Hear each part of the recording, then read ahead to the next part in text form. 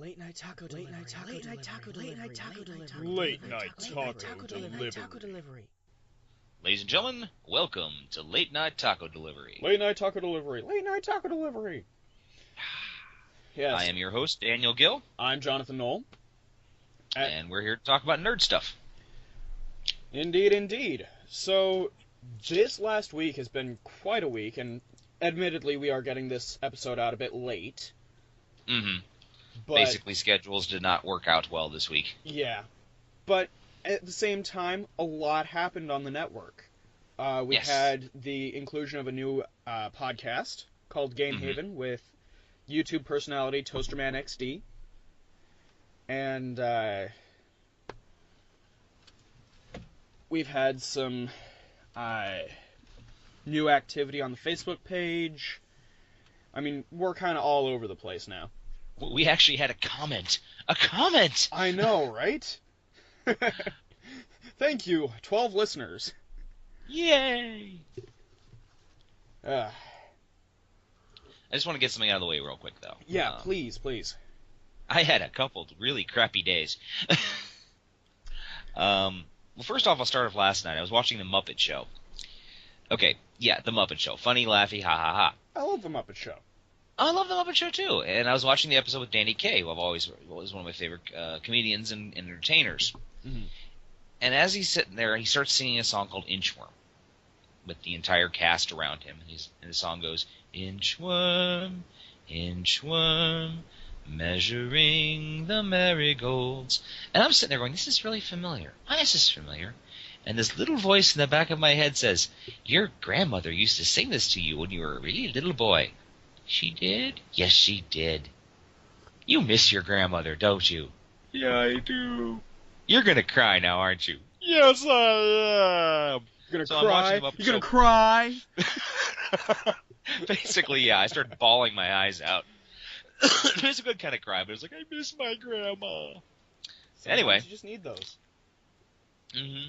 And then today was rather traumatic because my parents, who both live very nearby to me, were involved in a catastrophic car accident. I was willing to let this week's episode go because of this. Understand that. Yeah, because I was shaken up. They were shaken up. They basically were sitting at a stoplight, and a lady doing 50 miles an hour rear-ended my dad's Jeep. Just totally nailed it. The Jeep is totaled. Both of them are all bruised and battered up. My dad already has a lot of pain because of his hips. He has chronic bursitis. Ew. So he's not doing too hot. But nothing's life-threatening. They just got to take some time and heal up. I got to run my mom around on some errands tomorrow. She's going to go pick up a car from Hertz Rent-A-Car. And as a couple people on my Facebook said, wow, an angel was looking over your shoulder. I'm like, yep, an angel and 2 tons of Roma de Toledo steel. Because Jeeps are built tough. Well, they are, of course, American cars. American cars doing American things. Indeed. So anyway, that was just a wonderful thing to come home from work to. Of course. But other than that, everything's cool. So why don't we talk a little about what we're geeking out right now? Well, hang on a minute. Okay. Before you do that, do you have any other stories you can tell? About what weird shit that's happened in my life? Sure. I'll be right back. Okay. Let's see. I embarrassed myself in front of a Backstreet Boy once. No. I was living in Orlando back in 2004, and I got a call from a buddy of mine. And he's like, hey, Dan, you hungry? I'm like, I can always eat. He's like, I'm going to treat you to dinner at Hard Rock Cafe. So, drove over to Hard Rock Cafe at the Universal City Walk into the place, and turns out, tell him my name, tell the group I'm with, he's like, oh, you're in our specials place. And he takes me behind this secret door up a spiral staircase, and I'm suddenly sitting in like this private room where they keep, some of the most expensive and wonderful things they have. Like John Lennon's white piano was there. And I'm looking at this thing going, whoa. And I'm meeting my friends, and there's my buddy from Disney, and there's a guy who looks really, really, really familiar. I'm like, you look so familiar. He's like, yeah, I'm Kevin Richardson with the Backstreet Boys. Because apparently he used to be a costume character at Disney.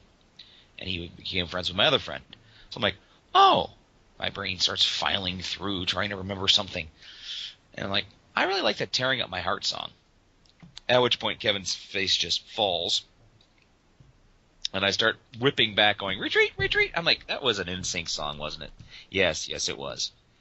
Sorry, don't worry, you're not a preteen girl. I'm pretty sure you're not required to know these things. So, yeah, that was my... he was a very nice guy, though. Very sweet, very, very well-spoken. I just felt like an idiot. You back? Yeah, just in time, apparently. Okay. Yes, I finished my story about how I embarrassed myself in front of a Backstreet Boy. Ah. Well. You'll have to listen to that later. Yeah, apparently. Sorry, now back to where we were. This week, I am geeking out about a hilarious new ABC show called Gallivant. Is this Gallivant? It is Gallivant. Okay. It is hilarious. I mean, it's Alan Menken all the way around. And you can tell because the main theme is the same as the main theme of Beauty and the Beast. Da da da da da da da da da da da da da da da da da da da da. Yeah. It's Alan Menken. What you gonna do? Yep, he's as long as he's having a good time, why bother with it? Exactly, and it is phenomenally funny. I heartily recommend it. I'm gonna have to maybe give it a shot. I don't give it a lot of time to last, but then again, I've been wrong before. I mean, I remember thinking the Mighty Morphin Power Rangers were gonna last past the season when they first premiered. Boy, did I blow that one. Well, actually, with Gallivant, it's already a limited series anyway, so. Oh, it is? Sort of like Agent Carter? Yeah. Which is also in by the the way, news. Yes, Agent Carter has premiered, and from what I understand, it's very well done. Mm-hmm. It is... My problem is I just don't watch TV. Yeah. To your detriment.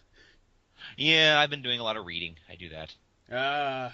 You literary types. I know, it's awful, I tell you. What are you geeking out about this week? Well, here's one that you might be very interested in. They've announced that there's going to be a new Batman direct-to-video cartoon movie. Okay. Called Batman vs. Robin. Really? And it's based on the Night of the Owls, the 2012 Batman storyline. Oh, I love that one. Mm-hmm. Well, 2 voices have been announced. Now, both of them are just ones you're like, oh, that's just so cool. First one is Weird Al Yankovic. Is going to be playing the villain, the Dollmaker. You're kidding. No, I'm not. He's actually joined the voice cast. And the other part... God! Sorry, go on. And Kevin Conroy, who is well known as the pretty much the voice of the Batman. He is the Batman.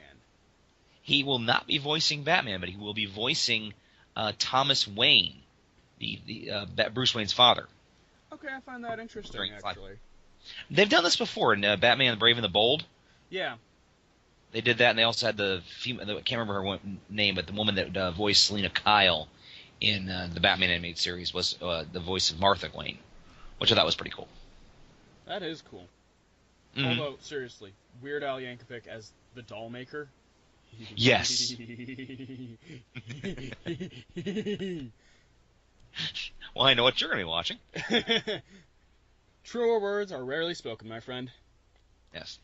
I'm also glad to see that Birdman, the Michael Keaton vehicle, is actually doing extremely well in theaters. Good. There's talks on the Oscars, and it seems to have reignited his career. That's also good. He's actually going to start doing a lot more acting now. Yay! Yeah, he won the Best Actor Golden Globe. Well, let's see. Also in the geek news this week, we have a new Mortal Kombat game. Yeah, I read something about that, but I hadn't seen anything beyond that. Yeah, apparently there is a sequel for the movie Avatar coming out. The James Cameron movie, not the last Airbender. Right. And, he's been talking about that for years, and unfortunately, it's been set back another year. It's been delayed. Because, it's James Cameron. Apparently, he wants to go dive to the Marianas Trench again. The trailer for Ant-Man dropped in human size this time. Mm-hmm. And I'm kind of excited about it, honestly. I don't know. I'm the other way.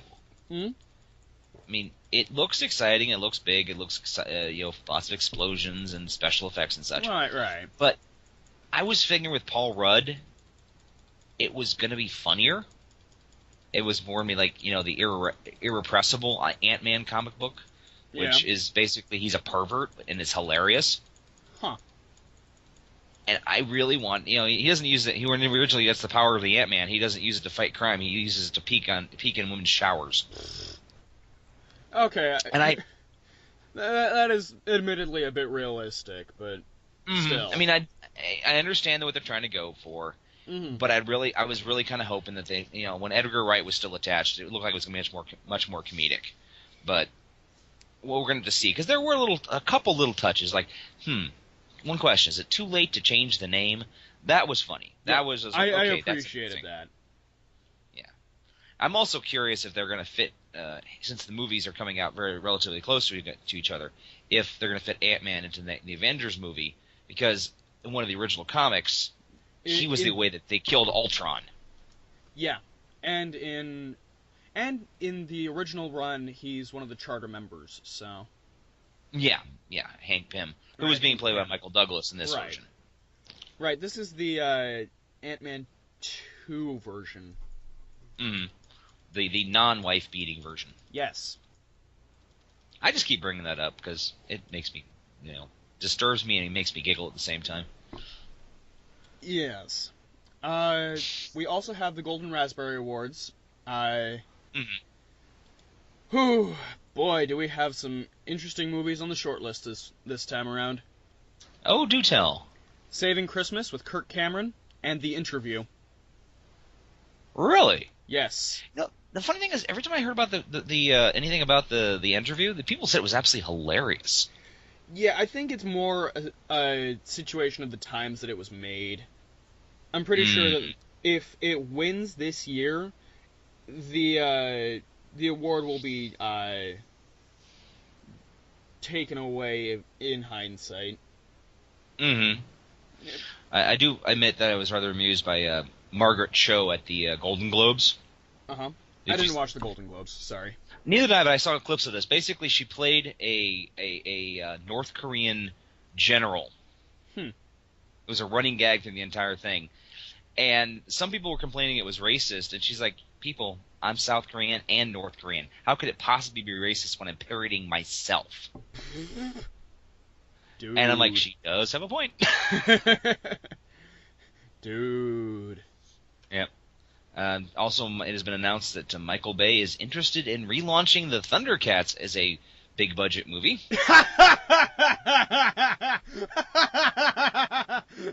Michael Bay just can't give... He just has to find everything that made the 80s awesome and try to destroy it, doesn't he? Oh, God. Oh,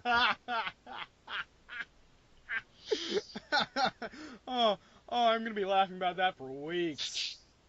I'm just like, really? Really, Michael Bay? I understand that you basically have a license to print money, but seriously? Michael Bay. Oh, wait a minute. I'm sorry. Hold on. No, actually... Oh, wait. Okay. Nope. Huh. Is this a situation of we need to get your facts straight here, or what? Well, no, originally I read it... originally, I saw it said The Onion, but then underneath that, more stuff today, it's coming out from other places that it says Michael Bay's involved. So apparently, the world is following The Onion now. Oh, Christ. Basically, the line was, Michael Bay signs $50 million deal to fuck up Thundercats. And that's from 2009. Well, this is from September 13th from OmniFeed, which is an entertainment website. And it says that 2015 a Thundercats movie expected. You're kidding. And James McAvoy wants to star in it. Oh, Christ! Oh, speaking of James McAvoy, actually, funny you should mention him. Okay. More on the geek news. We have a new X-Men movie coming out, X-Men Apocalypse. Supposed to take place in the 80s. So it picks up right after Days of Future Past. Okay. And we have new casting lists for Cyclops, Jean Grey, and Storm, apparently. So, be very curious to see whatever happens when they finally recast Wolverine. Yeah, that is going to be interesting. Have I told the story in the show before about how... shit, my mind just blanked. Who plays Wolverine? Hugh Jackman. Think. How Hugh Jackman got that job? How? Well, originally it was going to be another guy named Dougray Scott. Huh. Had been cast as Wolverine. And what happened was, unfortunately, he had to go back and do reshoots on Mission Impossible 2 with Tom Cruise. Because he was contractually bound to do so. So they scrambled, found this weird Australian guy that no one really knew anything about, who looked the part, and he just exploded. And he's been great. He's been fantastic. He's had a wonderful career. Dougray Scott is a footnote. No one has a clue who this poor guy is. That's so true. I just wonder if he just sits there, looks in his mirror every morning, and goes, "Fuck." Oh, that'd be sad. Fuck. Yeah, it's sort of like Pete Best with the Beatles every morning getting up going, "Fuck."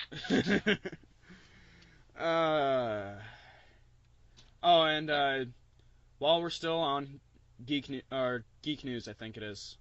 Yes, it's we're Geek still on News. Geek News. Saturday Night Live is celebrating its 40th anniversary. That means I'm old. Yep. I don't mind though. I'm having a good run. I'm still in the prime of my life, and there's still the nerds are winning, which is awesome. And Michael Bay is doing Thundercats. Not so awesome. Sorry, I'm still laughing. Anyway. Oh, you can laugh as long as you want. Aw, here's one. Sadly, plans for the new Marvel swimsuit special have been scrapped. I liked those back in the 90s. They were dumb. They were like a series of like pinups of various superheroes and supervillains in their skivvies. Oh, right. I have one other Marvel-related Geek News thing. Okay. So, you know how after the interview kind of exploded and Sony was just like, oh crap, oh crap, oh crap? Yeah. Well, they were in talks with Marvel also, and Marvel was trying to get back Spider-Man. Apparently, they have clamped down on Spider-Man and will not let go. Yeah. They were talking about putting him in the Marvel Universe, and they went, no. However, the other thing that is up in the air, which I think is, this is an insane enough idea, I'd actually want to see it. Mm-hmm. They're thinking about doing a movie crossover between the 21 Jump Street franchise with Channing Tatum and Jonah Hill, and Men in Black. Men in Black. Yes, this was actually part of that Sony leak that came out, and apparently someone in Sony sat down and said, yeah, we're still considering it. If we can find a good enough script, we'll do it. And I'm like, you're Hollywood. What does it matter, you're a good enough script? You people made Men in Black 2, okay? You almost made up with Men in Black 3, but still. My brain hurts. Oh my god!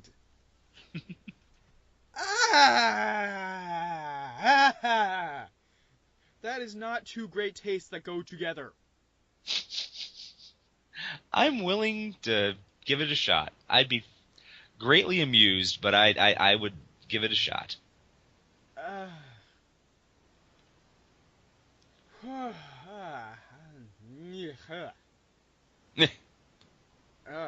Please tell me that was actually meant as an ipecac. No, that was an honest-to-God serious thing it was talking about. Oh, Christ. Sorry, maybe you need some mental floss or some brain bleach. Please. Anyway, I suppose we should probably move on to tonight's theme. Yes. And this one, actually, you wanted to do, and I honestly think is kind of obligatory, considering we're a nerd podcast. Right. We're going to talk about video games. Yay! Yay, video games. Yay!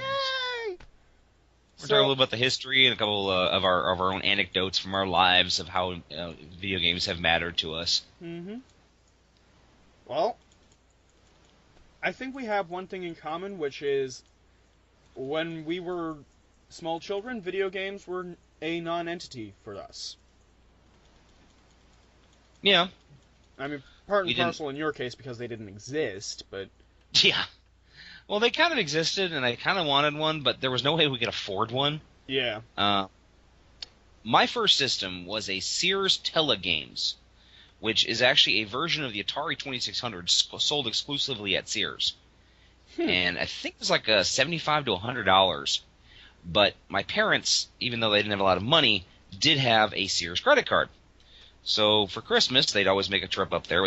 They'd drop us, my sister and I, off at at the babysitters, and they go buy stuff. And apparently they were paying for that thing for like a year, but they bought it, There you go. and it was like, yay! We bought all the silly games that came with it, like Combat and Centipede and Pac-Man, and all the crappy conversions that just didn't work very well. Right. Funny enough, actually, one of my first actual console system is an Atari 2600 Flashback. So, yeah, it's plugged into my TV upstairs right now, and I've really been enjoying playing Yar's Revenge. Cool. So. Now, with the Flashback, do they update the graphics at all, or is it just the original stuff? It's as close to the original as possible. Okay, because I found there's an Atari arcade site online where it's the same game mechanics, but they've updated all the graphics. Yeah, no, in this case, it's as genuine as it can be. Cool. Mhm. Derp, derp, derp. Can't even make those sound effects. It blows my mind. The difference between the Atari 2600 and like the Nintendo. Yeah. But yeah, we played a lot of different games. I remember Star Raiders was the most complicated video game I think I've ever played, because you had the joystick, and but the game itself actually came with like a numerical game pad. Seriously. With an overlay, so you could just like set your shields, set your thrusters, program in coordinates to hyperspace jump to, and I kind of sucked at that game, because even back then I'm like, I don't understand. There's too many buttons. That's pretty intense there, man. Now, let me tell you how I ruined a television with our Atari 2600. Ooh, this is a story I must hear. Yes. So my sister and I were always fighting back and forth on the top score for a particular game called Sequest. Okay. It was an early Activision game, and basically the idea was you had a sub and you had to take it down into the ocean and rescue divers, shoot sharks, and get treasure. And the game would get consistently faster and faster and faster and faster and faster until basically the sharks are flying across the stage. You're trying to dodge everything, and you basically die. It's like a lot of the original games. There was no ending. You just kind of ran out. Sort of like life. Right. And my sister and I kept trading back and forth the high scores. Now I'm like 8 or 9, and she's about 12 or 13, because we're 4 years apart. Right. And I was sick one day, so I stayed home from school. And I figured I'll go play Sequest, nothing else on television. So I'm playing and I'm playing and I'm playing and I'm playing. And I beat her high score. I'm like, oh my god, I beat her. Well, the thing was, in our family we had a rule that if the score could not be verified by somebody else, like my parents or by my sister or whatever, it could not stand. You couldn't, put the number up on the chalkboard on the fridge, Right. and have bragging rights. So I left the television on. It screen burned, didn't it? For 6 hours. It screen burned. 486,115 points. I remember that to this day, because it was screen burned for 3 years into our television. Oh. Ouch. Dad was hot. Dad was exceedingly hot. It didn't make sense to me that I could have just turned the television off. It didn't even cross my mind. And the sad thing is, a week later, my sister beat my score. Oh. I'm like, you son of a bitch. Right now, I'm fairly sure that between my siblings and I still have the highest score on Yar's Revenge, because I can get up to the blue levels. I only played Yar's Revenge a couple times. I never actually owned the game myself. I do remember I owned the E.T. game, and that was pretty horrible. That Now, there's a reason why that game helped cause the crash of '83. It's just a piss poor game. It yes, makes and no now damn it's sense. incredibly valuable too. I think I still have it actually. Well, hot damn. Yeah, I mean, I think of my up in my my parents' attic, we still got the old Atari, and I don't think we ever got rid of it. Basically, the plug in the back got loose, so we stopped playing it. But yeah, but going back in the '80s, the big thing was the video arcades, and we didn't have many video arcades around where we were. We still here in don't BT. have any.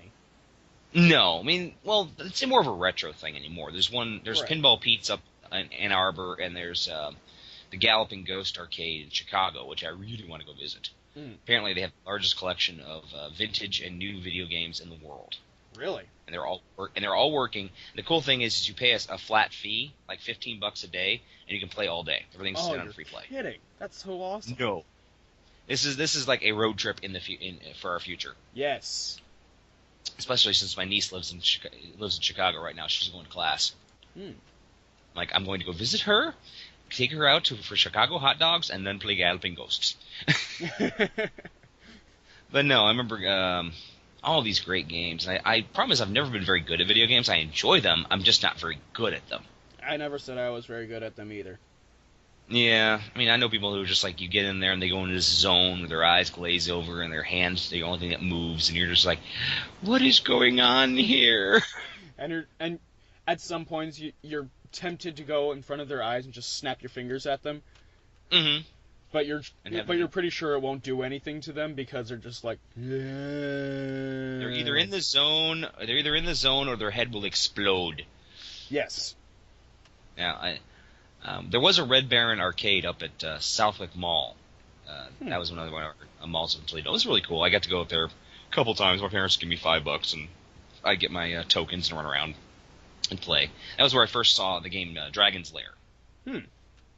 Now, Dragon's Lair was the first Laserdisc video game, and the problem is I never quite could understand that when I was a kid what the point was, because I was used to being, I moved the joystick, the character would move. The difference with Laserdisc is you have to wait for the character and then make a decision using the joystick or the sword button. See. So I died very quickly on that. I was like, jump! Yank, and it's like, oh, I reacted too fast, he died. Well, poo. Now, there were a bunch of Laserdisc games back in the 80s. There was that. There was a Cobra Viper, which was a helicopter game. It was made by Data East. Those were looked like anime games, actually. They were animated by a Japanese studio. There's one I really liked called Road Blasters, which I think they had to change the name when it got to the United States because there was another Road Blasters by Atari. But it was really cool. It was about a guy who just gotten married, and then he was driving down the road with his new wife, and they got run off the road by a bunch of biking terrorists. Sheesh. His wife got killed, and he climbs out of the wreckage and grabs the rose and squeezes it, and blood comes down his hand. Then he builds this like uber muscle car, and basically you play through the game beating up all terrorists. I see.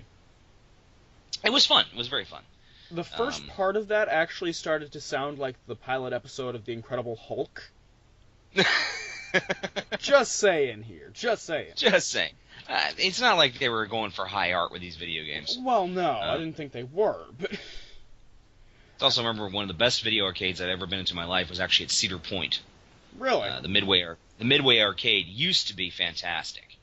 Now I've been back there, and it's a lot less video games than it used to have. I mean, it had games from every time period you can imagine, all the way back to the 50s for the light guns, and then up to the newest stuff. It's where I actually originally was playing Gauntlet. You know, funny. Until I discovered Gauntlet sucked because it would, no matter what you did, you'd lose health. So you kept having to pump in quarters. I'm like, do I want to keep playing the game, or do I want to actually able to eat today? So funny you should mention light gun games.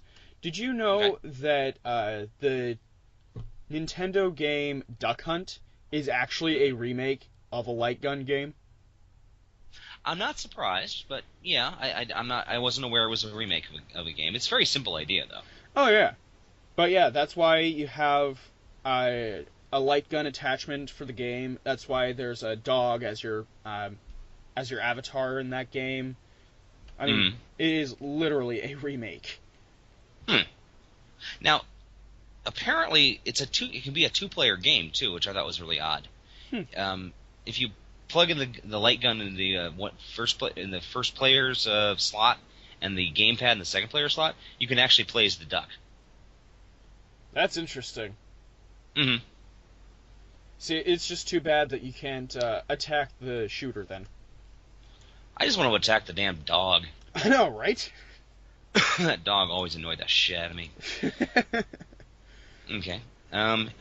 Since we're talking about Nintendo, let's talk about a boneheaded move on the part of Universal Studios. I was mentioning a little bit about this at work today. Apparently, Universal Studios tried to sue Nintendo for Donkey Kong. Right. Back in the 80s, they basically threatened Nintendo wanting full control of Donkey Kong and any of the royalties that had come off the game, saying it was too closely based on King Kong. Right. And they did everything they could to bully Nintendo. Well, Nintendo turned out it had a very, very good lawyer, a guy named his first name is Kirby. Can't remember his last name. And John Kirby, that was his name. And he was able to prove that not only did Universal not have a leg to stand on, they didn't even own the rights to King Kong. It was considered in the public domain. Because they had used the same damn argument when they made King Kong Lives in the late 70s.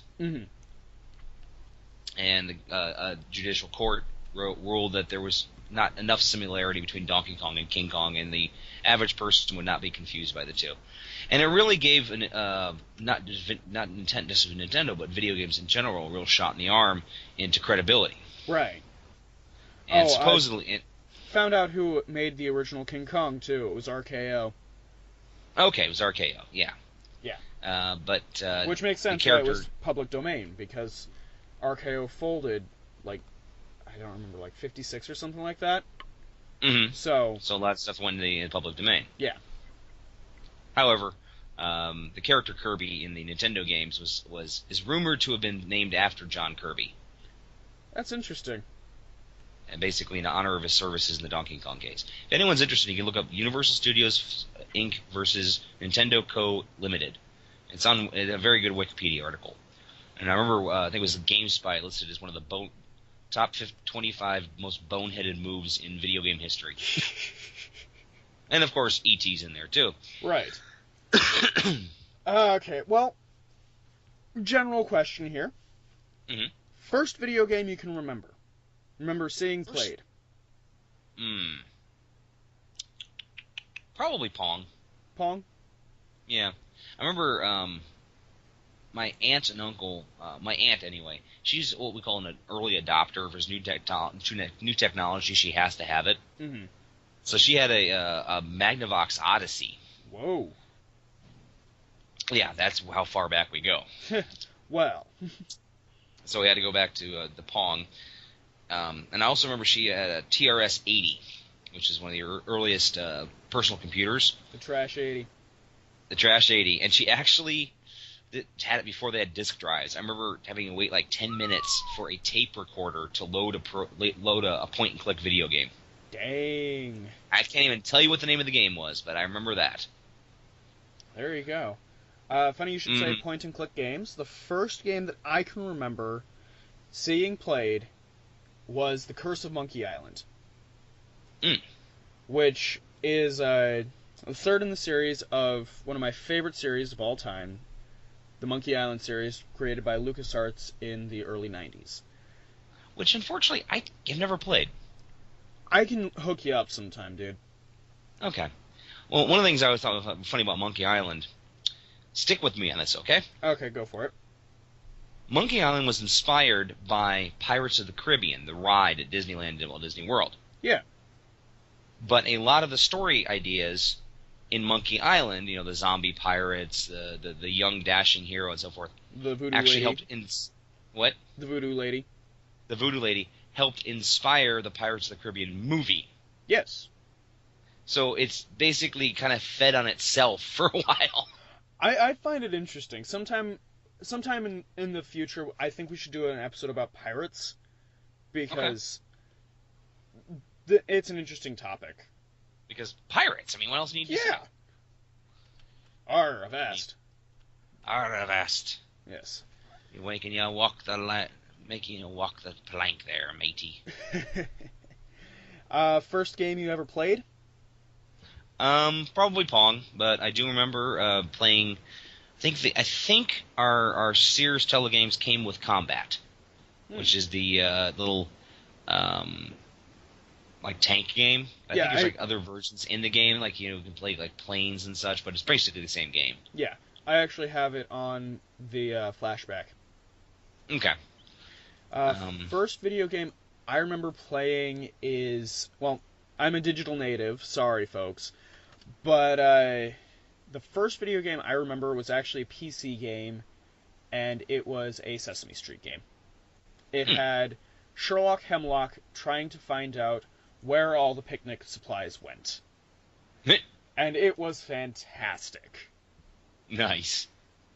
And all the Sesame Street voices were in there, and just imagine little 3-year-old John filled with glee because he can finally play as Sherlock Hemlock, and is talking to the great Mumford, who continuously yells, "A la peanut butter sandwiches!"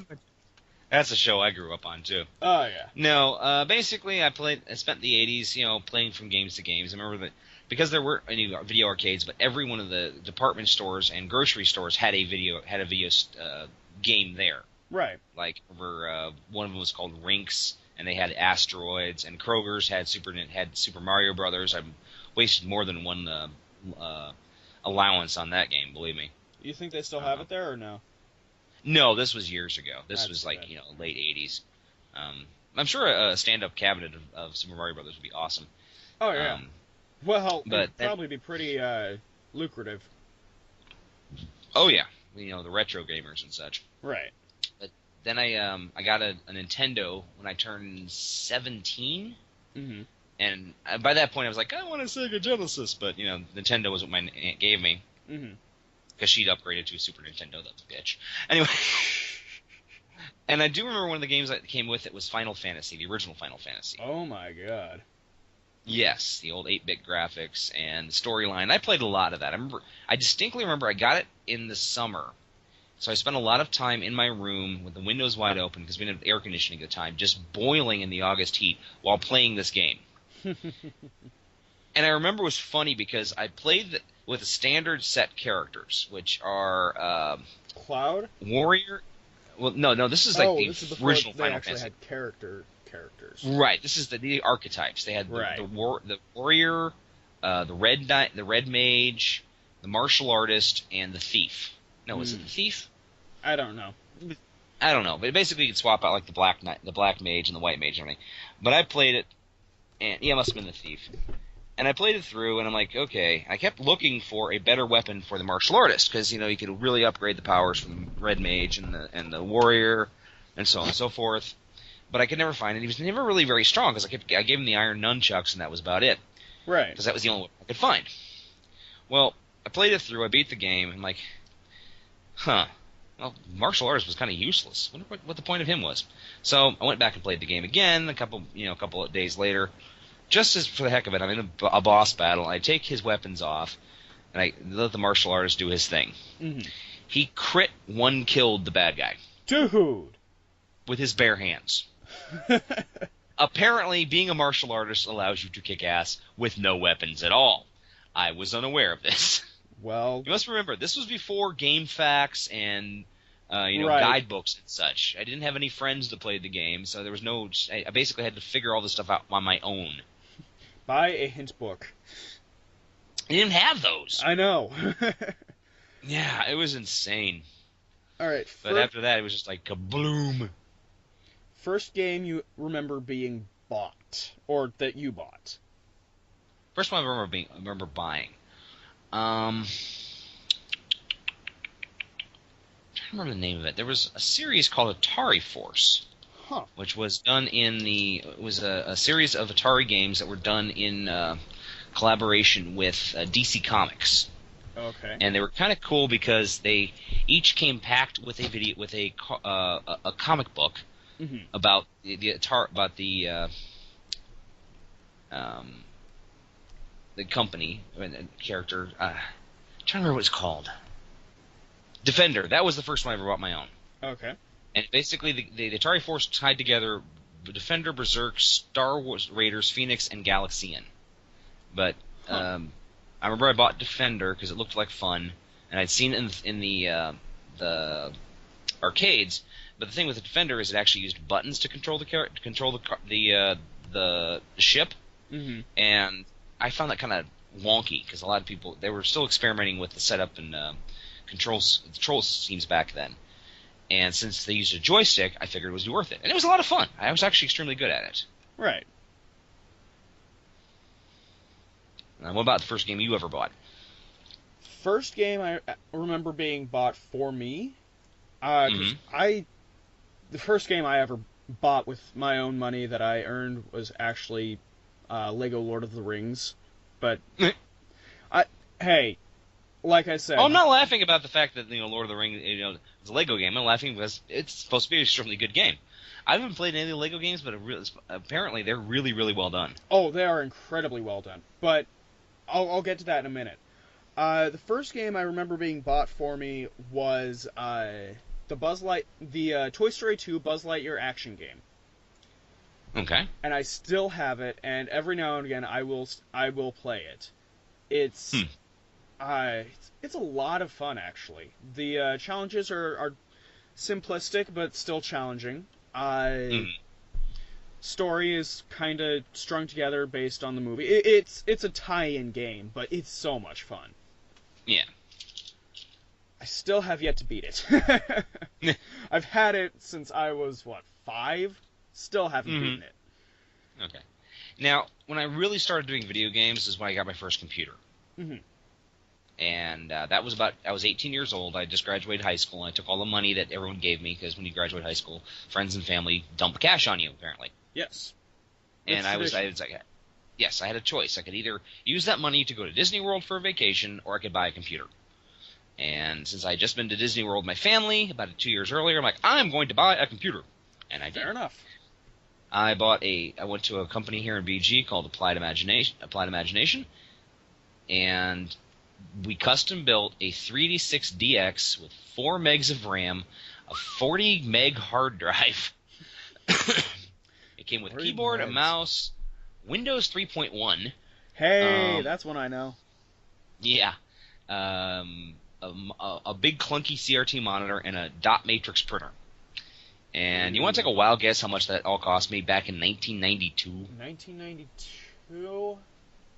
See, you said 4 gigs of RAM? 4 megs of RAM. Oh, 4 megs of RAM. Excuse me. Yes. We're not even in gigs 4, yet. okay. Woo! No. Right. So this was 92, you say? Yeah. I'm gonna guess well over 600. $2,000, my friend. Yeah, that figures. Everything was included. But I also did buy the original Wing Commander to go with it. There you go. Silver linings. I loved that game. Holy cow. I also had a 2400 baud modem because I was elite like that. And that was the machine I played Wolfenstein 3D on, which I have since found also a remake of the game.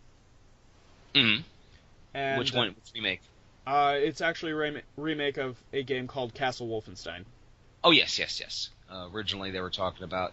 I actually bought a guidebook for Wolfenstein 3D. It had all the maps in it, which was really cool. They also had little vignettes about making the game, including they originally had programmed into it they're going to be able to swap out uniforms and sneak around a bit more.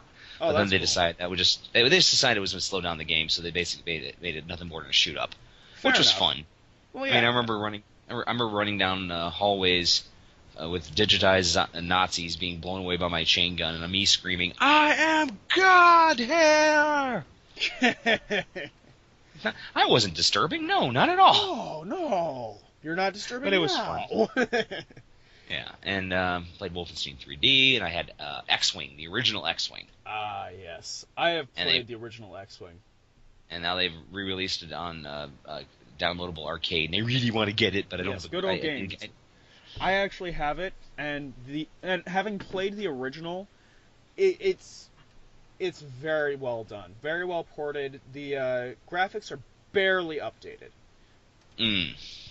Barely though. It's basically. See, I would love them to do a full upgrade on the graphics, but just leave the gameplay the same. Yeah, well, they actually did that back in '98, actually. And the '98 version is so clunky. Because I played that one too. When you buy it on Good Old Games, you buy both the original version and the '98 version. And same goes for TIE Fighter. And God, the '98 version is clunky. That sucks. It pains me.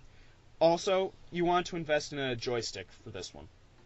Yes, I'm actually planning on getting a really good joystick. The main problem I found, because there's a couple space simulators coming up that I really wanted to play, like Elite and what's it called, Star Citizen. Okay. But a lot of them use the throttle, and unfortunately, I'm left-handed. Yeah. They don't make left-handed throttles for people. Which stinks. I know that. Believe me, I'm left-handed too. Oh, you are? I didn't know this. Yes, I am. Okay, well, you just learned something, and so does our 12 listeners. But yeah, I remember getting back to my original computer. Star Citizen, I remember what's it called? Star Citizen. It's basically made by Chris Roberts, okay. the guy who created Wing Commander. Right. There's a bunch of stuff online you can find about it. It basically was like one of the most successful Kickstarter campaigns of all time. Yeah.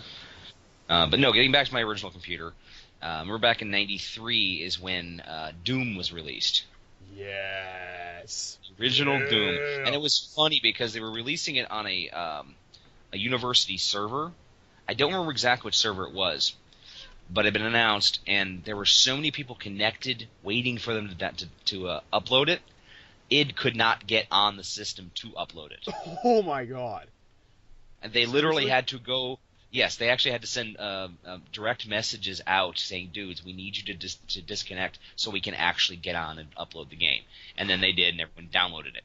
Right. They played the shareware version, and it was amazing. We had so much fun. Yeah, and the 386 didn't run as fast as like some other systems, but it was playable. It was definitely playable. Mm-hmm. I remember at one point, almost half of my 40 meg hard drive was taken up by Doom and Doom wads, which are the modifications files. Yeah, because I had like the Aliens modification. I actually recently picked up some of those because I run a lot of those old games through DOSBox, which has become my new best friend. You need to show me how to work this thing because I'm not too intelligent with computers, so you need to show me how to use some of these DOSBox ideas. Yeah, no problem, man. But no, I remember Doom, and I had a friend of mine named Greg who would actually program his own Doom wads, and I go to his place on Friday nights for like months. I went to his house like every Friday for like months, and we'd stay up really really late. We'd order pizza, we'd watch movies, we'd play Doom till our eyes bled. And he had a LAN set up, so his parents were really rich, and he was really into computers, so he had a really, really hot systems, and we're just like running around and scaring his 13-year-old sister. It was great. Yeah, the way I discovered Doom was thus. My grandfather recently, well, by recently I mean a few years ago, decided to get rid of a bunch of his old computers because, he had a bunch of them, and so he gifted to my brother one of the classic Tandies, and on it was X-Wing. Okay. There was a TIE Fighter demo, and there was Doom and Doom 2. Nice. And so between my brother, my sister, and I, it was all, I want to play Doom now. Now it's my turn to play Doom. It's my turn to blow things up and kill things. Yeah. Those sound effects. I used to have nightmares about Doom. And the thing was, right? I would wake up in sweat and just like, shaking, going, "That was so cool!" It's one of the few times I've ever actually woken up from a nightmare going, "I want it back." There was such great, awesome, just freaky things going on in those games. And there's a funny thing is that I wouldn't actually mind putting together some Doom arms and setting them underneath a camera and then just running it through a store. That would be awesome. Apparently, the shotgun in that game is actually originally just a toy shotgun that someone had. Yeah, and the plasma gun and BFG are also based on Toys R Us guns. And the chainsaw was like one of the programmers' dads. They just borrowed the chainsaw. Yeah. Oh man, that was back when computer games were just like, I've got and he's like, I've got paint, I've got a tent, let's put on a show, Yeah. But no, then I upgraded my computer somewhere around 96, I think, 95, 96, and had a Pentium 2, I think, which had a little more power. And this is actually really funny because I remember at the time I was in college and a buddy of mine had just spent $1,000 on a 1 gig hard drive, a single gig, mind you. And gig. He's like, I don't even know why I spent that much money. I mean, it's a gig. I'm not going to be ever able to fill up a gig. Oh, how times have changed. Oh, how times have changed. But I remember playing that. I remember playing Indiana Jones and the Fate of Atlantis. That was a lot of fun. I think that the P2 was the first one I ever had a CD-ROM drive, so I could listen to music at the same time or play CD-ROM games. I had Full Throttle was a lot of fun. That was another point and click from LucasArts, and there was one. God, what was the name of it? There's another. I basically spent like $40 and I got like a whole bunch of different LucasArts games like Outlaws and Dark Forces and Full Throttle and The Dig, and there was this one. It was a simulation game where you basically had to control heaven and hell. Huh. And you had to basically create either heavens for good people and hells for bad people, and it was sort of like SimCity basically. And it was a lot of fun, and I really would love to play it again, but I can never seem to get it run on my system, which is why I want to get DOSBox to work. Oh, yeah. It's totally worth it. Let's see if I can find that. I wish I knew what the name of the game was. I just wish I knew. I don't know. I also played a lot of... but yes, there were some really, really awesome games. Dark Forces was cool. Dark Forces 2... Well, it was also kind of... Well, that was also kind of leading up to the... you had the Dark Empire, I think it was, that was going on. And you were also leading up to the special edition release of Star Wars. So yeah, that's... I'm trying to remember what the actual storyline is called. Because it takes place right between Empire Shadows of the Empire. Thank you! No. Yeah, Shadows of the Empire. I remember that because it came out in 97, I think? Let me look. 96, 97. And one of the things was a Nintendo 64 game that was specifically designed that had Dash Randar in it. Yes. That was the name. He was the Han Solo character. Yeah, and if you have Star Wars Behind the Magic, yeah, he's definitely a fixture. Yeah, 96. Yeah. Yeah. What the hell was the name of that damn game? Just driving me nuts. I can't remember the name of that stupid simulation. Hold on, I'm gonna. You talk for a second. All right. Well, I remember the first time I finished up the first episode of Doom. Okay. Because, you start in the room and the level looks like a fairy wand from the map. it looks like a fairy wand. I So never thought about that, but you're right. yeah, so you're in the room and it's full of demons. You shoot the barrels, they explode, all the demons are killed. Then you go for the map, for the all map thing, and from there it goes on. And I get to that part where it's leading up to the doors with the two Barons of Hell. Mm. Yes, I actually memorized what all the demons are called. Well, same here. I know the Cacodemon and the Imps and Yeah. the Cyber Demon, which I still think the Cyber Demon beat out the Spider Demon like hands down. Exactly. I actually there's actually a level in Doom 2 where you can find out exactly which one is stronger, and it is the Cyber Yes. I remember I did that once. I set the two against each other. Demon. Yeah. However, I have a quick story to tell about the Cyber Demon. Yeah, go Remember when I ahead. was talking about WADs, and you could go into you could basically go in there and change everything about Doom. It was one of the most customizable games of all time. Yeah. I mean, for example, I remember one time I was playing against the Lords of Hell or the Barons of Hell, Mhm.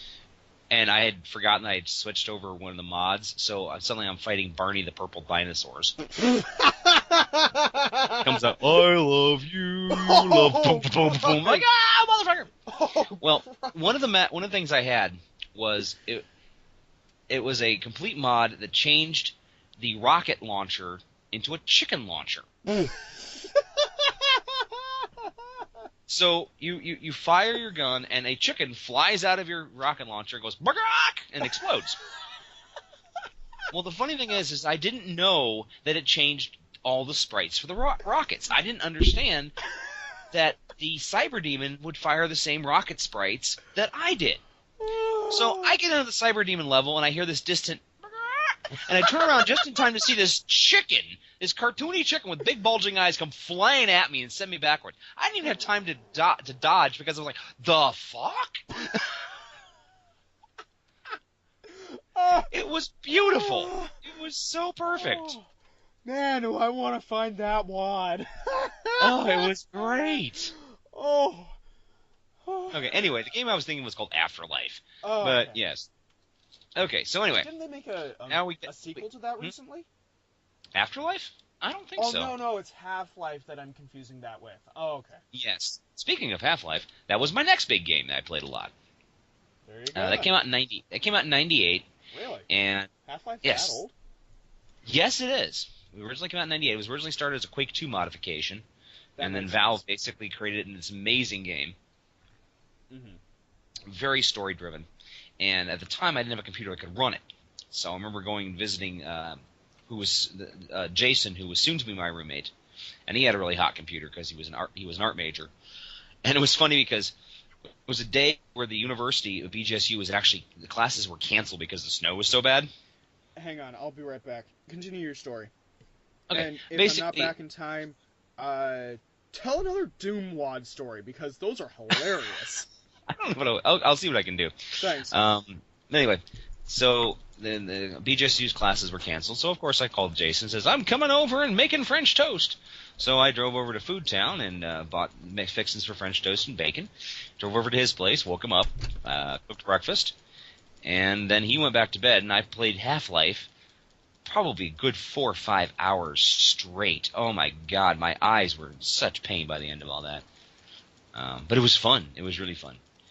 And but some of the Doom mods I thought was funny was we were able to go in and switch out sound files. So when the imps fired their fireballs, we cut into Monty Python's "Message for you, sir." We'd fire the shotgun sounds as some kind of a weird splorch. It was like sporch. But yeah, there were just tons of WAD files that you could get. There was Ghostbusters files. There was Batman, the aforementioned Barney the Purple Dinosaur, which was hilarious. Aliens, though. Aliens was probably the best full conversion that was ever made. It runs very similar to the game and has a lot of different aliens. They took the guns out, the original Doom guns, and replaced them with weapons from the movie Aliens. There were some really just genuinely creepy places. Some of the sound effects were so phenomenal. it was really, really fun. But finally got a system that could play Half-Life around 99.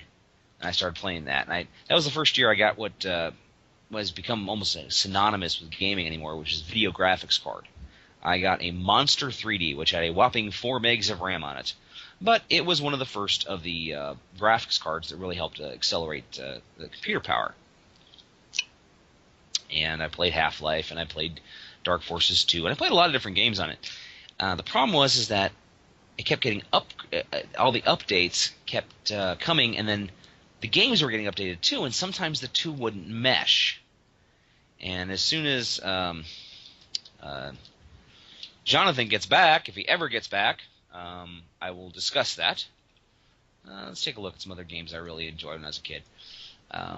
Where in the World is Carmen Sandiego was a classic, and then there was always the Oregon Trail. I remember playing that on the Commodore 64 and the Apple II, which was always fun. Or got to the point in Oregon Trail I was just sort of naming the characters in the game after my friends and giggling maniacally when Michael has died of dysentery. I'm like, hee hee hee hee hee. Oregon Trail. Yes. So, but anyway, I was talking a little about some of the Doom mods. Like we'd swap out sound effects. Mm-hmm. Like when the imp fired his fireball, it'd be playing Monty Python and the Holy Grail. Message for you, sir. Oh God.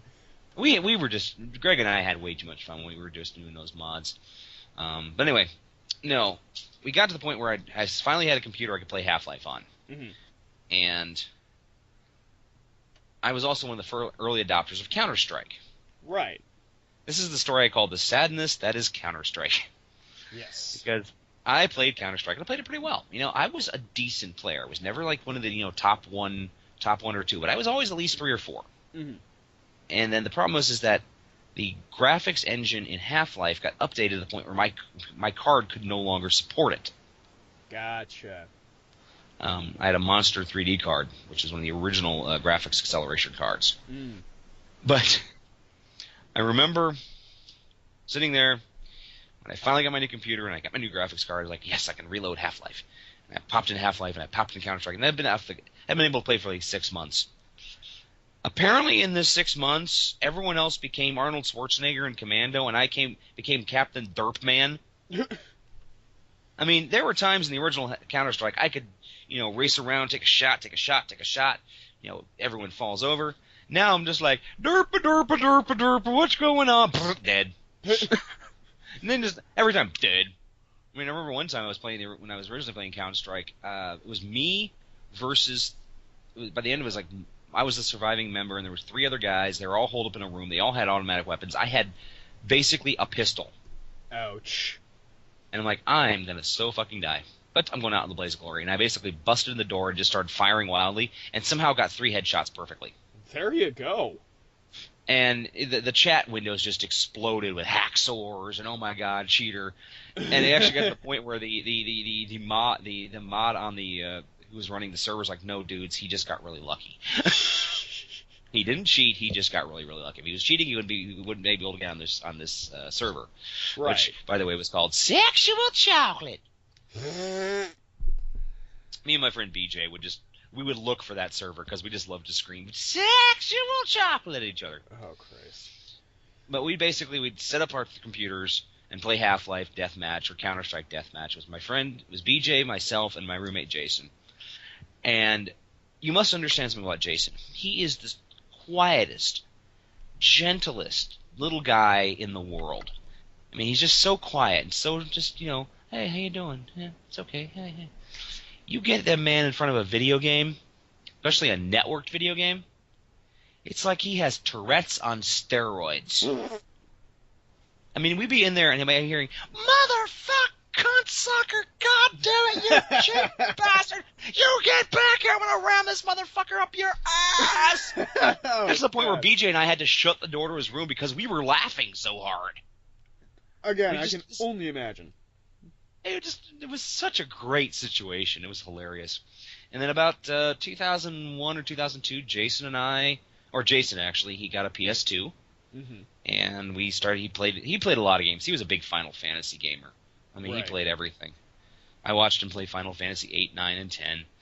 And I bought Kingdom Hearts. That was my big thing. I think we've talked about my love of Kingdom Hearts before on the series, but I think we have, but just refresh our audience here.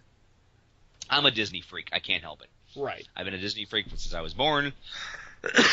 I'm probably gonna have him play Zippity Doo Dah at my funeral. But I'll also make sure to swing your body around the crowd on meat hooks and dress up as the Grim Reaper. Sounds good to me. All right. Or just like plan. Well, actually, one of the best ideas I've ever heard was at your funeral have someone else run in wearing exactly the same clothing you are, and say, "Right, okay, this is going to be confusing, but I'll do my best to explain it." A Doctor Who reference. Yes. But no, I played Kingdom Hearts. It was funny because Jason had never seen me actually play a game from start to finish as much as I did with Kingdom Hearts. Because, I play a game, I play it a little bit, I'm like, okay, I'm done. But Kingdom Hearts, I played 45 hours total. I mean, I found every one of those fucking Dalmatians. I upgraded every weapon. I just did everything. I was, beat the whole thing, found all the secrets. I had the hint book. But it was great. And the game made me cry, it made me laugh. It was such a good game. And then Kingdom Hearts 2 came out, and I'm like, the fuck is going on here? You mean there's more? How can there be more? Well, it's not long as the fact I played Kingdom Hearts 2, and there's a 78-hour tutorial. Don't get me wrong, I'm sure the rest of the game is very cool, but I couldn't get through that damn tutorial. Right. So I have to play that, and I have to get through 1.5 and 2.5 before 3 comes out on the PS4, which we now have a PS4, so ha ha ha ha ha. And my roommate's been playing a lot of stuff, and my God, we're hitting the uncanny valley, man. It's almost terrifying how good the animation is anymore. Yeah.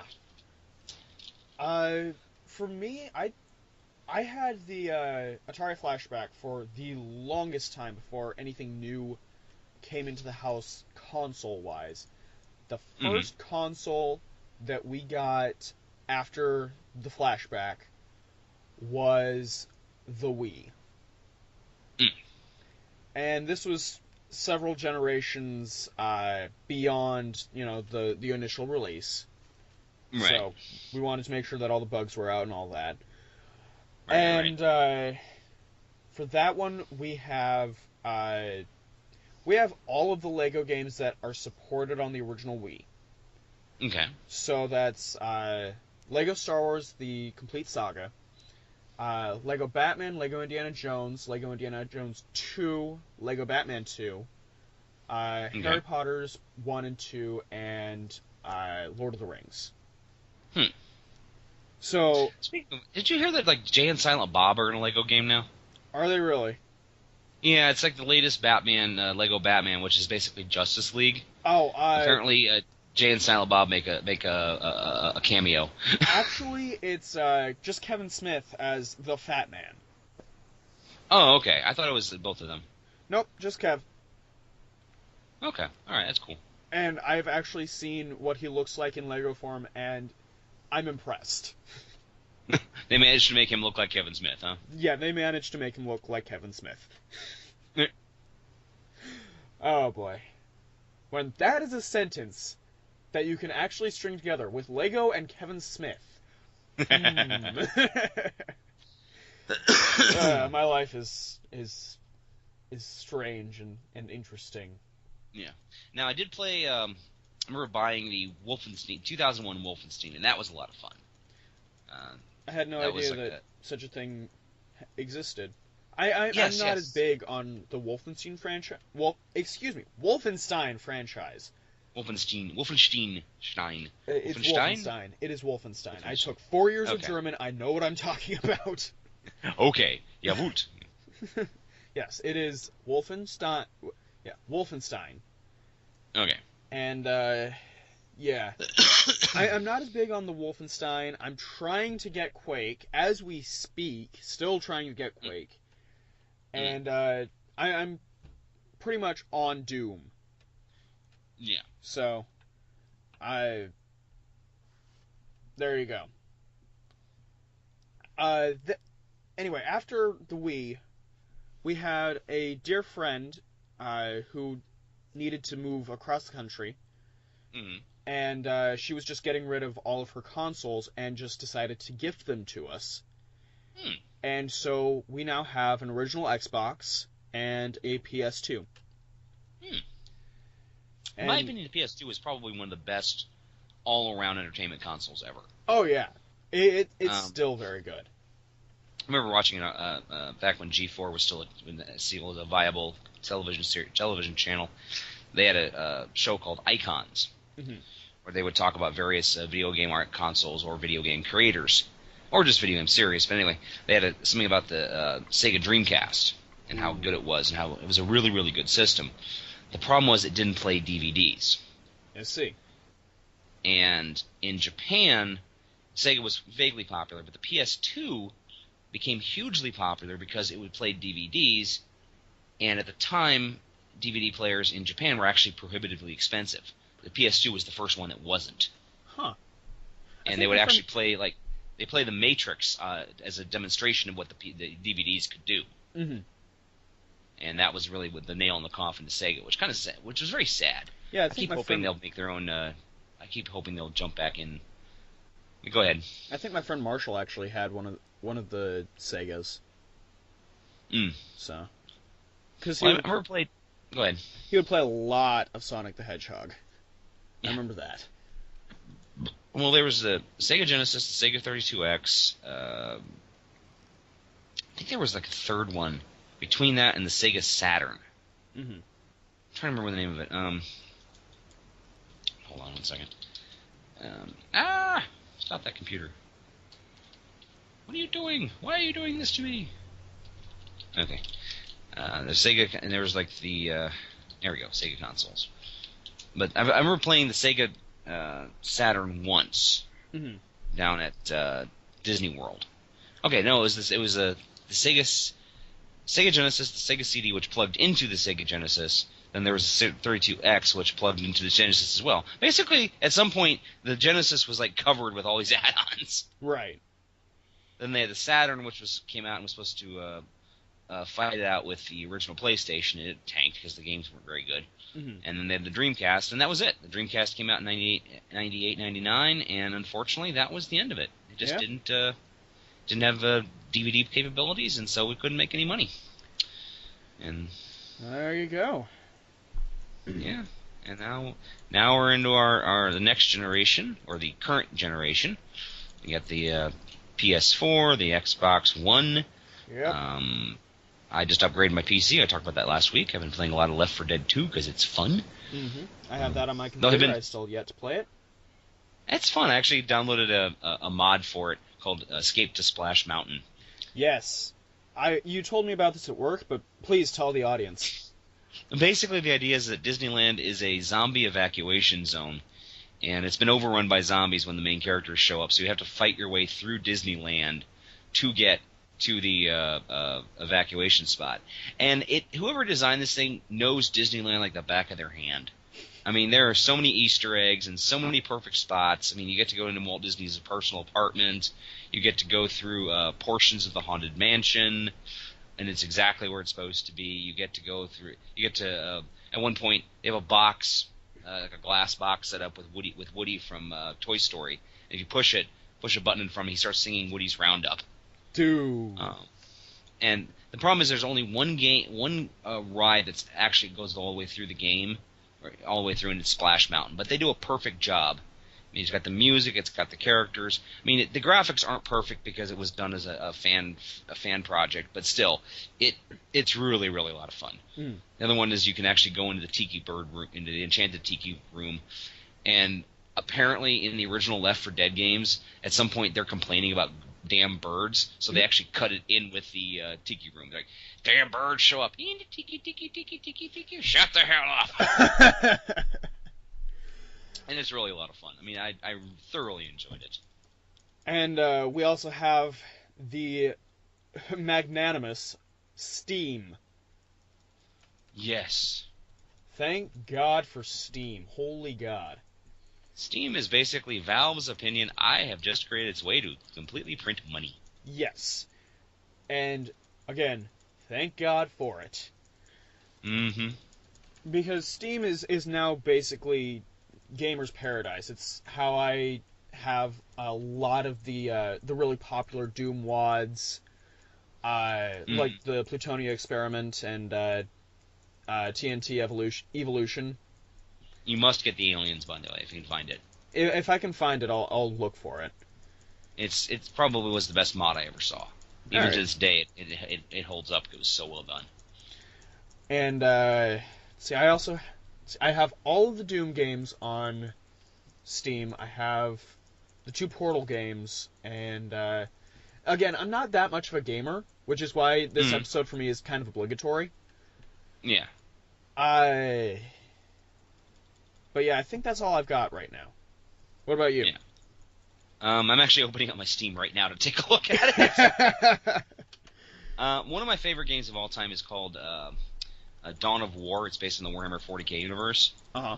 And it's basically a strategy game similar to StarCraft, where you control your bad guys or control your characters, and they run around and blow each other up. And it's a really great game to, no pun intended, blow steam off, because you basically just blow shit up. Oh, I also have Gary's mod and Goat Simulator. Okay, let's see. I've got Black Mesa, which was the fan-made remake of Half-Life, the original Half-Life, with the source code. Mm-hmm. With the source video game engine, which is a lot of fun. Dawn of War, DC Universe Online, which I don't play that much, but really my favorite MMORPG of all time was City of Heroes, where you run around you were a superhero or a supervillain in a really cool town. And they closed that down. I've been trying to find another game to get my fix with that, but so far I haven't found anything. I've got Duke Nukem 3D that a friend of mine sent me. Ah, Duke Nukem. They actually still have a copy of that in the window of GameSource. Oh, God. It's one of those, Is actually Duke Nukem 3D? I don't remember if it's Duke Nukem 3D or one of the sequels, but... Okay, no, I've got that, and I remember playing Duke Nukem 3D, and on the same engine, I can't remember the name of what they used, but I played Blood, and I played Shadow Warrior. And they were both pretty good first-person shooters. I remember playing those a lot. I used to be a really big first-person shooter guy. Anyway, I've got Ghostbusters, the video game, which I've played a few times, and it's really gorgeous. The problem is it's really hard to control, which honestly kind of makes sense in the game, because the proton beams are hard to control, but it gets annoying. Yeah, it's one of those. Do you want to be accurate to the movie, or do you want to have an elegant system? Yeah.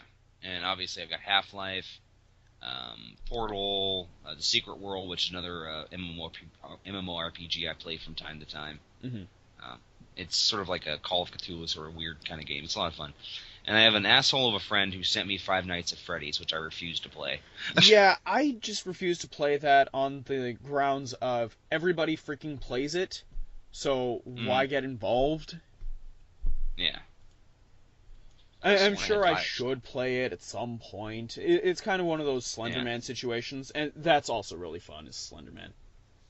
Yeah. I could have sworn I owned Bioshock, but apparently I don't. I actually own a physical copy of Bioshock 2. Okay, no, I could have sworn I downloaded Bioshock at one point. Maybe they took it off my computer. They do that from time to time, I've discovered. That's a problem. Yeah. So, I guess we should move on to final point of the show. Okay, we've been here for almost an hour and a half, so we're doing pretty good. Yep. What time are we running at right now? Because we started about 5 or 10 minutes after. We started the show about 5 or 10 minutes after, so maybe we should talk a little more about video games. Something else we really enjoy. Well, how about this one? Has there ever been a successful video game to movie franchise? A video game to movie franchise. I mean, we're not going to even talk about Super Mario Brothers, but right. Tomb Raider. Yeah, I'd call Tomb Raider successful. Yeah, it was a fun movie. I enjoyed it. Yeah, it got me interested in the game itself. Yeah. Which yeah. I think is the best part of an adaptation. If it gets you interested in the source material, there you go. There's a successful adaptation. Yeah. Let's see. Doom had a craptacular one with Carl Urban. Carl Urban and The Rock. Yeah. Phew. And then Uwe Boll seems to have made it his life mission to ruin as many video games as possible. I think House of the Dead, Alone in the Dark, Blood Rain, Postal. I actually remember seeing Resident Evil in the theaters, and I actually enjoyed it. It had nothing to do with the original game, but it was fun. I enjoyed them. They're still making them, as far as I know. I think there's like one more Resident Evil game, but that's about it. Yeah, I think there's I remember seeing an advertisement for a movie about like Death Race or something like that.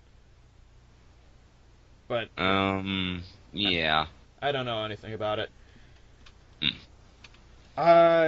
Supposedly there's a Warcraft game being made. It's being animated by Blizzard. Huh. There is, of Warcraft course, movie, sorry.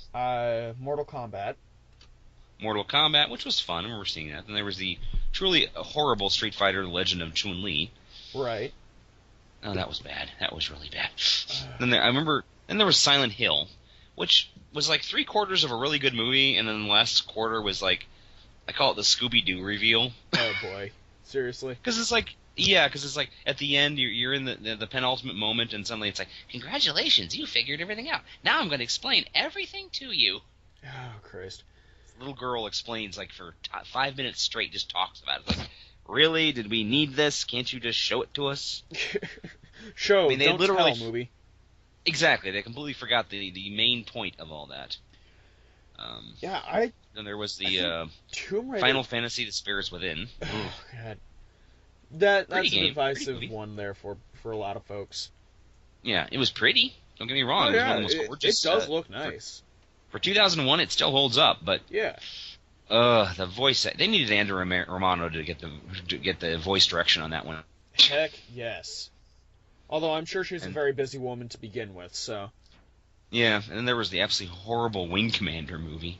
They actually did God. That? Yes, I saw that in the theaters in '99. Oh boy. And it was actually directed by Chris Roberts, the creator of Wing Commander. He's never done another movie. There's a reason. Apparently.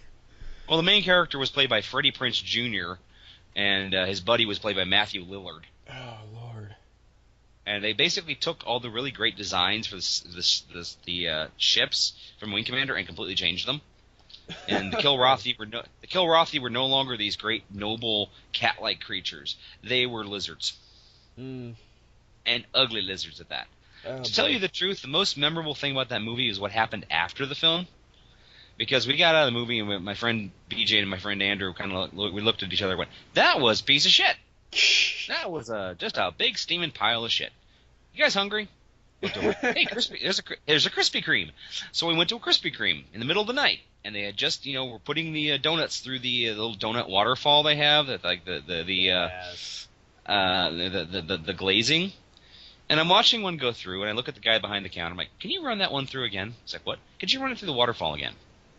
Okay, he takes it, puts it, and rolls it through. "Could you run it through one more time?"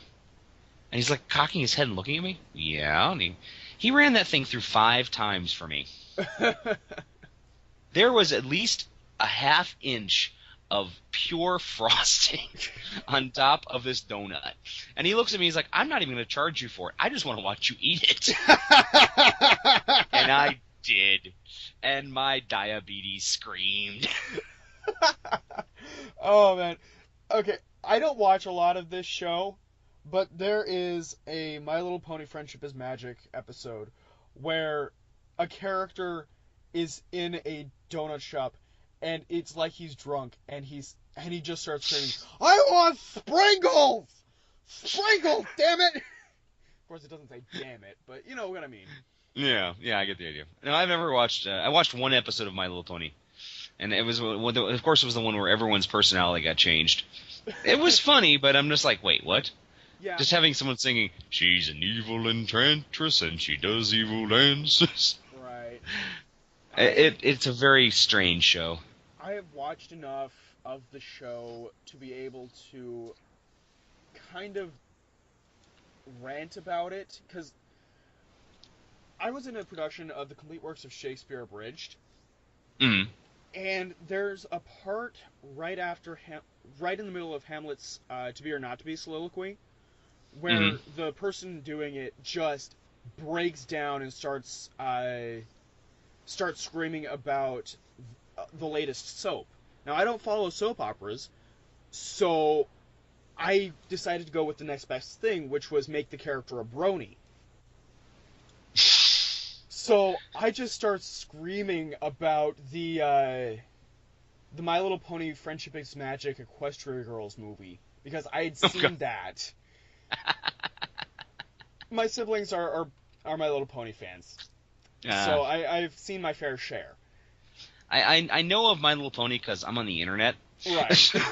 So I can name the characters, and that's really about it. I don't know anything about, I kind of sort of know who Princess Celestia is, but I know who Twilight Sparkle is, and I know who Rainbow Dash is. One of the strangest battles I've ever seen in my life is Rainbow Dash versus Starscream. Look that one up on YouTube, kids. Oh no. Well, maybe later. Yeah, but no, Pinkie Pie, and apparently Pinkie Pie, people want to make her totally maniacal and psychopathic. And there's an Andrew K song called "We're All Gonna Die," where someone did the flash animation of her murdering Rainbow Dash. It's a great song though. Fucked up. Oh yeah, I can't remember the name of the song of the video, but I'll try to link it to you later because I like to torture my friends. I appreciate it. I'm probably one of the few who does. Okay, but anyway, yeah, there's not been that many good video game adaptions. Remember back in the 80s, there were a lot of cartoons that were based on video games. Ones popping in my head are Pitfall Harry. There was a Donkey Kong. They made a Pitfall Harry one? Yeah, it only lasted like one season. Yeah, Pitfall is one of the games on the Flashback as well. There's also another game that I really like called Off the Wall. It's kind of like Jailbreak, but Oriental. Oh, neat. And anyway, Pitfall is just a lot of fun. So I'm surprised that they gleaned a story out of that. Oh yeah, I just remember it was sort of like a version of Inspector Gadget that he was kind of a blowhard full of himself, and his niece and their pet snake, I think, were always saving his butt. I'll have to check this out. There was Dragon's Lair, Space Ace, Pole Position was a series. There were just a bunch of ones. Pac-Man obviously was another one. Of course. Because remember back in our Christmas special, we talked about Christmas in Pac-Land a little bit, and it was considered one of the worst Christmas specials of all time. I've actually seen that Pac-Man show, so yeah. Then there was the Super Mario Brothers Legend of Zelda cartoon series. Although, with the Pac-Man series, I always have to think because I think it was Blinky was always really cool to me because Blinky looked like Darth Vader. It's true. Hadn't thought about that. In the series, Blinky looks like frickin' Darth Vader. At least I think it's Blinky. Okay. It's been long enough since I've seen it that, I watched a lot of Boomerang as a kid. Yeah. Well, shall we go into the final bit of the night? Let's do Thou Shalt Not, yes. Yes. Now, because this is your episode, you wanted this episode. Yes, I did. Present. Thou shalt not make this into a video game. One of the bad things about movies is they tend to try to rush out a video game to go with it, and the games tend to be really, really bad or have absolutely nothing to do with the source material. Although apparently there's an Aladdin one that's really good. No, there's an Aladdin one. DuckTales is still considered a classic. Mm-hmm. But I'm talking like the Total Recalls and the Judge Dredds and just Home Improvement, for God's sakes. They did that? Just really, really bad ones. Oh, Christ. Yes, there was actually one based on Home Improvement, which made no goddamn sense. But thou shalt not ever make a video game based on The Cosby Show.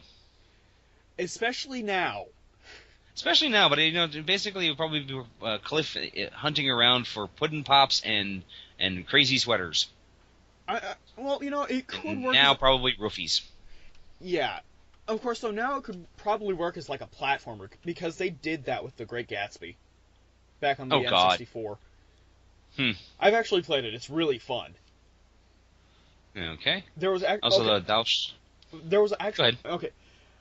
There was actually one day where, in my English 11 class, we were reading The Great Gatsby, and I brought this game to my teacher's attention, and for the rest of the class, we all had computers.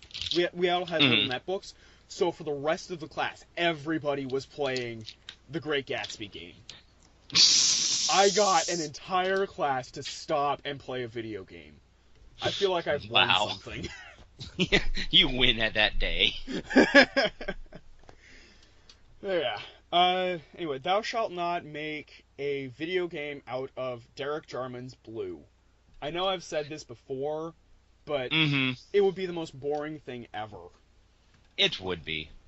Thou shalt not make a game about over 120 days of Sodom. That or Marquis de Sade. Yes, Marquis. Oh my God. Let's just talk about that movie for a second, shall we? Although I'm sure somebody out there is trying desperately to make that into a... yeah. All I have to say is damn furries.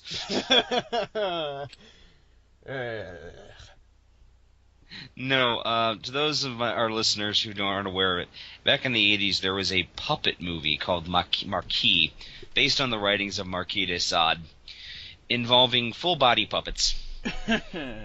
The Marquis himself was a Cocker Spaniel. His mistress was a sheep.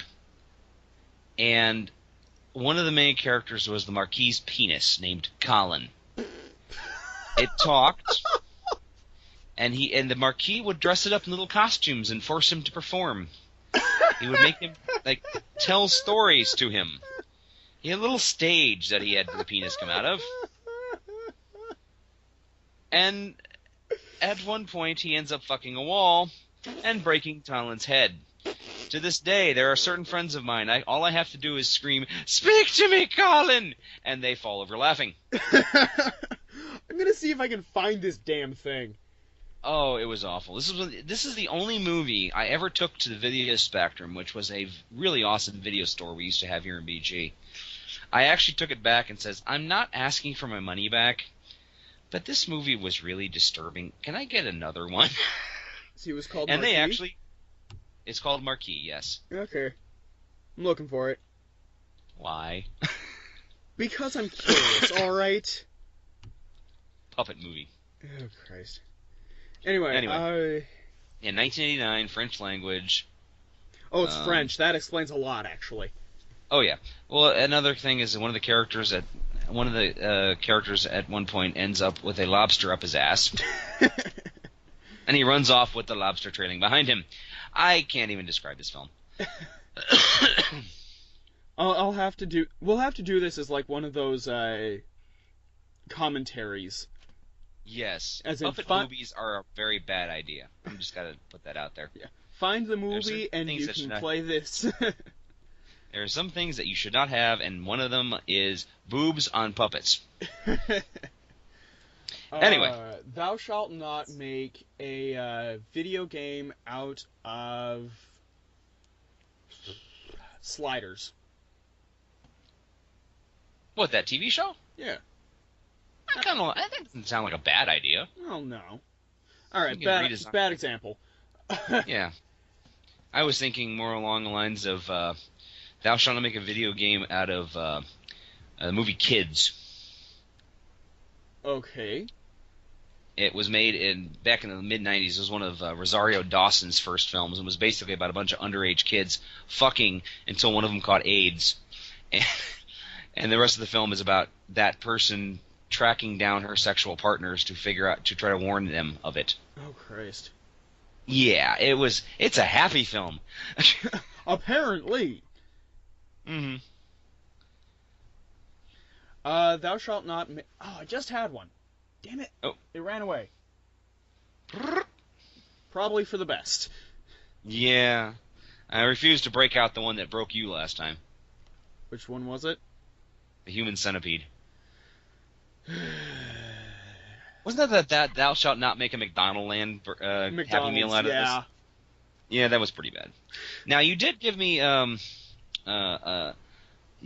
something you would love to see made as a video game. What property would you absolutely adore to see as a video game? Okay, this one is actually one that I've bandied about with a few people, and it's not actually a property, but considering this is our podcast now, it is now officially a property. Yeah. Copyright Thomas Edison Ghostbuster. Yes. I think this would The be steampunk ghostbusting. Yeah, we're talking like early electricity, and like Nikola Tesla is one of his allies in one of those weird time warp things, and you can find like a wax cylinder that plays the Ghostbusters theme and all of that. So It has to play the Ghostbusters theme as played with Victorian instruments, or like on a player piano. Yes. But yeah, just one of those, because I think it would be really fun. Mm-hmm. For me, I was thinking about a fighting game. I want a Disney fighting game with every property they own now. I want Darth Vader versus Buzz Lightyear. I want Spider-Man versus Wizard Mickey. Okay, here's one for you. Punisher. I want Squirrel Girl versus Peg Leg Pete. Punisher versus Darkwing Duck. Ooh, that's got some potential. Oh no, even better. Punisher versus Xanatos. Gargoyles. Oh, dude. Yeah, because you know Xanatos is a great villain. Uh-huh. And, you know, Punisher, basically, he's a blunt instrument, and Xanatos is a laser. He could easily turn the gargoyles against this murderous vigilante. Yes. To save his own skin. Oh, dude, that's a... Ooh. That would be cool. That would be cool. Yes, but you know, with Kingdom Hearts 3 coming out, and they're talking about possibly having Marvel and Muppets and Star Wars characters in it. I'm just thinking, Kingdom Hearts 3 is going to be the weirdest fan fiction game ever. Darth Vader looked into Mickey's eyes lovingly. While Kermit the Frog held the camera. Anyway, all right.